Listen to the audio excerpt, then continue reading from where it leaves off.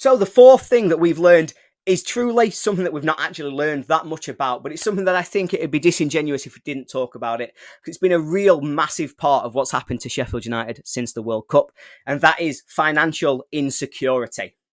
And I say that because we've had lots of reports coming out in a number of different ways, and all of us would say we've learned something about how at risk Sheffield United are if they don't get promoted in particular. And they're at risk of that trouble because we've seen numerous reports coming out, particularly in recent weeks, talking about things like administration, talking about what cost-cutting measures we're doing. Now, we learned from Betis that that's not the case right now. Now, maybe this is club spin, but I feel as though we can trust him based on what we've seen reported so far this season, is that we're not really in danger of administration, but that we are still in some financial difficulties, that we aren't using the undersoil heating, that we are starting to cut back on some of those spending, but bearing in mind that we were strong enough that we could keep Njai and we could keep Berger in January. Clearly, those financial difficulties aren't as bad as is being reported, but that doesn't mean we're not there. And if we don't get promoted, I think we will see a large loss of some of our key players where we will need to get money into the club.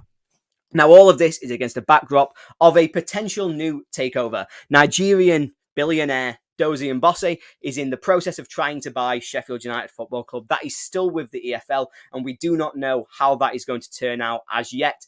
But what we do know so far is that we've had so much conflicting information that it confuses everybody involved. You know, we've got certain reporters telling us that he's dodgy, that he's got all these unpaid rents, that he's got unpaid fines.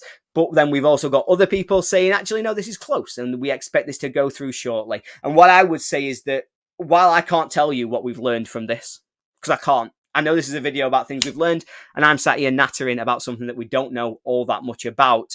I think what we can say is that as Sheffield United fans, we just need to focus on what's happening on the pitch. We know that while we are in financial difficulties, certain things that have happened this season are going to help us out. We know that we've got saleable assets. We know that if we get promoted to the Premier League, that very quickly removes a lot of financial uncertainty. And we also know that something else has happened, which is bringing much needed money into the club. It's probably brought in so much money that we can turn on the undersoil heating every now and again. We could turn it on just long enough to get the snow to melt against Luton, when maybe actually we should have focused on cost cutting and not had to play that game.